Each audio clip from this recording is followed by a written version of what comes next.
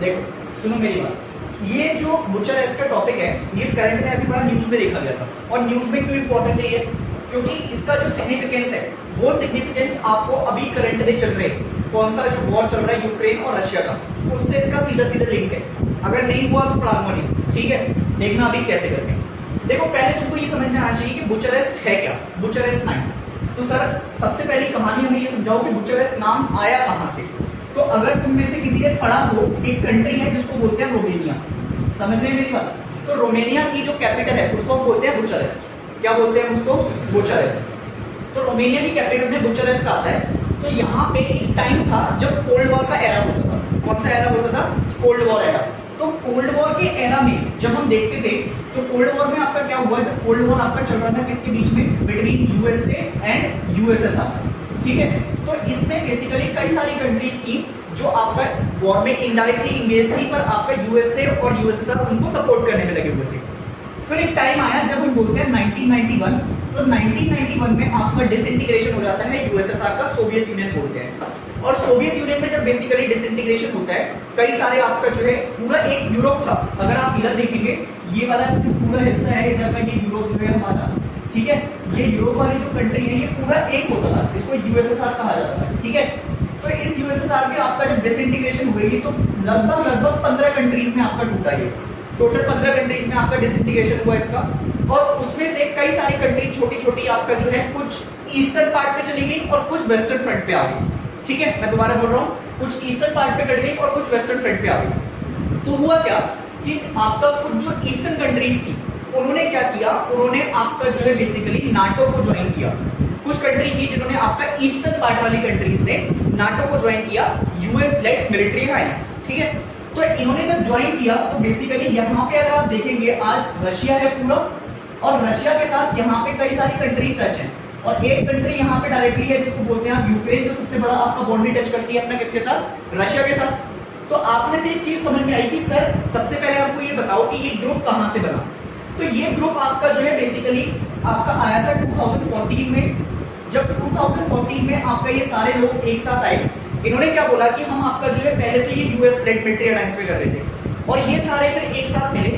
इन्होंने बोला कि जो बेसिकली ईस्टर्न पार्ट है या जो इसका यूएसएसआर का जो टूटा हुआ हिस्सा है ईस्टर्न वाला, वो जो हमारा आपका यूएसए है या नाटो है वो ईस्ट की तरफ नहीं आया था, हम कंट्रीज वेस्ट की तरफ गए थे। दोबारा बोल रहा हूँ, ये जो पार्ट है ये ईस्ट की तरफ नहीं आया था, हम वेस्ट की तरफ गए थे। और जब हम वेस्ट की तरफ गए तो हमने जाके उनसे मदद मांगी ना, हमने जाके ज्वाइन किया आपका जो है, ठीक है। तो अगर ये कंट्री आपका वेस्ट के पास गई और इन्होंने ज्वाइन किया किसको? इन्होंने ज्वाइन किया आपका नाटो को। तो फिर इन्होंने क्या कहा? इन्होंने कहा हम अपने अलग ग्रुप बनाएंगे जो कि बेसिकली कहीं पे भी किसी भी पर्टिकुलर पार्ट में आपका क्या करेगा कि अगर कहीं पे कोई दिक्कत होगी या कोई एनेक्सेशन होगा किसी भी पर्टिकुलर कंट्री का, तो उसको हम आपका जो है रोकने का काम करेंगे और हम उसको आपका जो है ऐसा नहीं होने देंगे।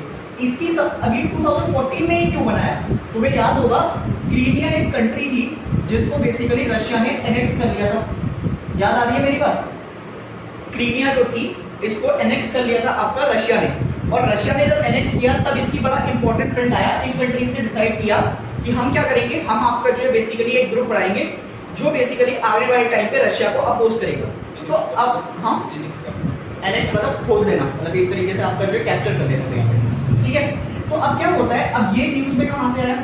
एक आर्टिकल आया हुआ है 25 मार्च को। 25 मार्च को इंडियन एक्सप्रेस ने इसको कवर किया था।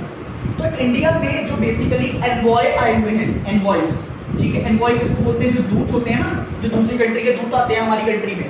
तो इन 9 कंट्रीज के जो दूत हैं इन्होंने एक कोलैबोरेशन बनाया अपना खुद का, और इन्होंने बोला कि हम क्या करेंगे, हम आपका इंडिया के लोगों की जो सिंपैथी है वो थोड़ी सी ज्यादा किसकी तरफ है? रशिया की तरफ है, क्योंकि वो हमारा दोस्त रहा है हमेशा शुरू से।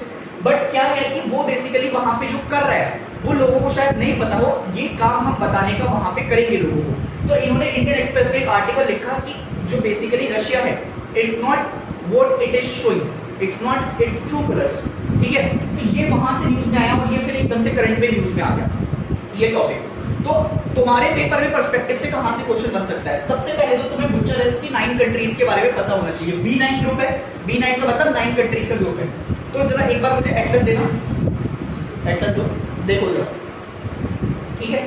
अब अगर तुम आपका जो है वर्ल्ड मैप देखोगे, जरा थोड़ा सा ध्यान से देखना।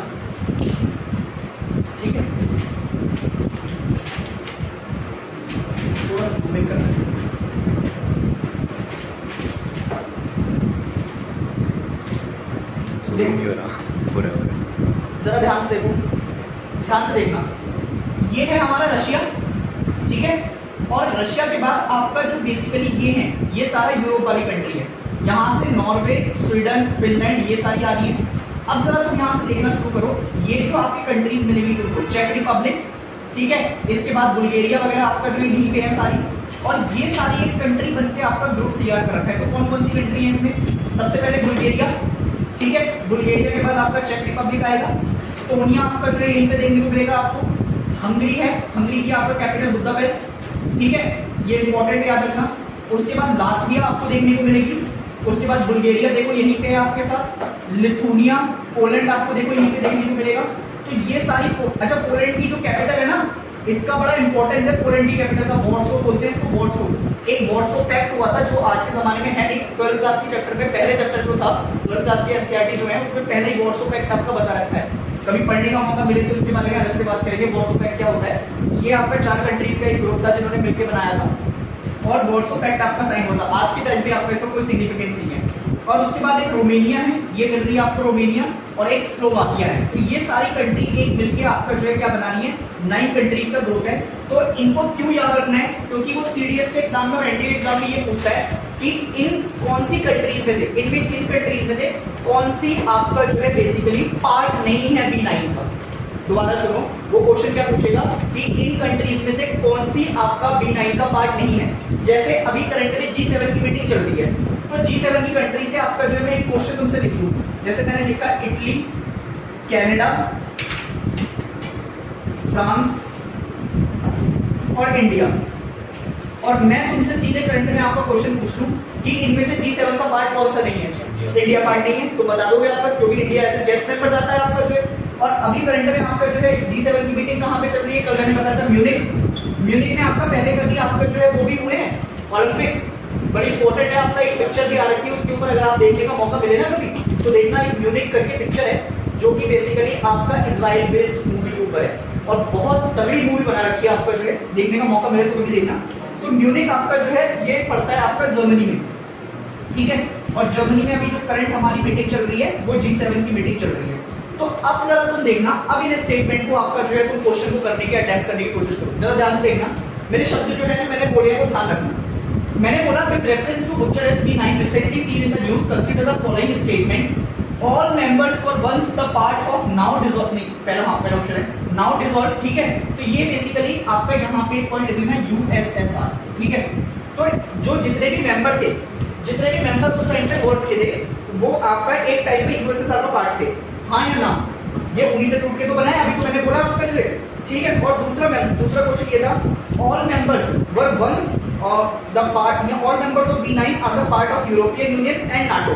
तो अभी तो मैंने कहा कि B9 जितनी भी कंट्रीज है वो नाटो का पार्ट आ रखी है। दोबारा सुनो, अगर मैंने आपका क्या बोला आपसे, मैंने कहा कि आपका जो है जितनी भी कंट्री है क्या ये नाटो का पार्ट है? ऑल मेंबर्स, ये आपका यहाँ से मिटा देना, यहाँ पे लिखना all countries are the part of what is called as NATO. तो मैंने आपसे यही तो कहा कि आपका जो है ईस्ट वाली कंट्रीज है जितनी भी हैं, तो ये आपको गई थी नाटो ज्वाइन करने के लिए, तो क्या ये नाटो का पार्ट होंगी, हाँ या ना बोलो? तो पहला ऑप्शन तो सही हो गया। दूसरा, all B9 countries were once the part of now dissolved USSR, क्या बात सही है? बिल्कुल सही है। तो सर हम फिर इस हिसाब से ये बात समझ में आती है कि बोथ 1 एंड 2 आपका जो है इसका करेक्ट आंसर हो जाएगा, और आप इसको जो है बिल्कुल क्या कर सकते हैं, इसको जो है याद रख सकते हैं। क्या मेरी बात समझ में आई, हाँ या ना? ठीक है। इसकी जो ईयर है बुचारेस्ट 9 की जो है उसको लिख लेना, बुचारेस्ट कब बना, लिखना है इसको 4 नवंबर 2014, 4 नवंबर 2015। ये कब आया? 4 नवंबर 2015। कब? जब 2014 में क्रीमिया को रशिया ने एनेक्स कर लिया था, तब ये सारे आपका जो है मेंबर्स एक साथ आए। 2014 यहाँ पे लिख रहा हूँ 4 नवंबर 2015, इसको प्लीज याद रखना बुचारेस्ट में, ठीक है। आता है ये पेपर क्वेश्चन, हाँ हाँ ये क्वेश्चन लिख लो, कभी कभार आ जाता है, अगर ना लिखना चाहो तो मत लिखना, पर ये आता है पेपर में, ठीक है। ध्यान सुनो, अभी ना एक और पार्ट है इसमें जो इम्पोर्टेंट है, उसको लिखने के बाद फिर आपका जो है नोट करना, एक बार सुनो, तो चालू करिए और फिर जब मैं रुक जाऊँ ना तो रोक, ठीक है। देखो ध्यान से, तो क्या होता है कि जितने भी आपका जो है ये कंट्रीज है, यहाँ पे एक ना इसी पॉइंट पे तुमको एक बाल्टिक सी, एड्रियाटिक सी और ब्लैक सी, ये तीन आपका सीज देखने को मिलेगी। समझ रहे हो मेरी बात? तो कई बार क्या होता है कि ये वाला जो B9 ग्रुप है, ये B9 ग्रुप आपका जो है बेसिकली इनसे मिस मैच कर लिया जाता है। इन कंट्रीज के लिए आपका 3SI ये ग्रुप अलग से है जो डील करता है इन पर्टिकुलर डेवलपमेंट के लिए, इनकी आपका जो है बातें करती है, बाल्टिक सी, एड्रियाटिक सी और ब्लैक सी। तो ये बिल्कुल अलग है, इसको इससे कंफ्यूज मत करना B9 से। कई बार क्या होता है कि अच्छा इसमें कितने ग्रुप हैं, इसमें टोटल 12 कंट्रीज हैं और कई मेंबर इनके आपका जो है मैच है, तो तुमसे पेपर में लिख के देगा it is similar to the 3SI, तो आंसर में लिख के आना नहीं, ये अलग ग्रुप है जो आपका डील करता है इन तीनों सीज से।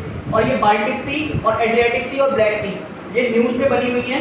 वो तुमसे एक क्वेश्चन और भी पूछ सकता है कि ब्लैक सी से रिलेटेड जो कनेक्टेड है, टच है, वो कौन कौन सी कंट्रीज हैं आपका जो है, तो ऐसे क्वेश्चन भी आपका पेपर में बन जाते हैं, ये हम डील कर लेंगे आपका जो है। समझ रहे हो मेरी बात? तो ब्लैक सी को आप याद रखिए कि ब्लैक सी से कौन कौन सी आपका जो है बेसिकली कंट्रीज बाउंड्री टच करती हैं। अगर आप देखेंगे तो ऊपर जरा मैप देखो एक बार, मैं यहाँ दिखाता हूँ आपको। अगर मैप में आपके पास जो एटलस है उनसे आप देख पाए ब्लैक सी से कौन कौन सी आपका जो है कंट्रीज टच हो रही है, तो जरा ध्यान से देखना। देखो क्या तुमको आपका जो है बेसिकली टर्की टच होता हुआ दिख रहा है उससे? हाँ ना बोलो। यूक्रेन टच होता हुआ दिख रहा है? हाँ ना बोलो। रशिया टच हो रहा है? अर्मेनिया टच हो रहा है? नहीं हो रहा? अर्मेनिया साइड में देखो, ठीक है। रोमेनिया की भी थोड़ी बहुत बाउंड्री टच हो रही है, ठीक है। तो ऐसी कंट्रीज आपका जो है जो बेसिकली किसके साथ बाउंड्री टच कर रही है? बिल्कुल ब्लैक सी के साथ। इनको प्लीज याद रखना क्योंकि ब्लैक सी आपका जो है न्यूज़पेपर में बनी रहती है। अभी यूपीएससी ने करेक्ट में पूछा था कि आपका जो है जो अभी यूपीएससी का पेपर हुआ आईएएस वाला, तो उसमें उसने पूछा था तजाकिस्तान से क्वेश्चन उठा के, तो वो पूछ सकता है कि इनमें से कौन सा आपका जो है कहाँ पे नहीं है, ठीक है।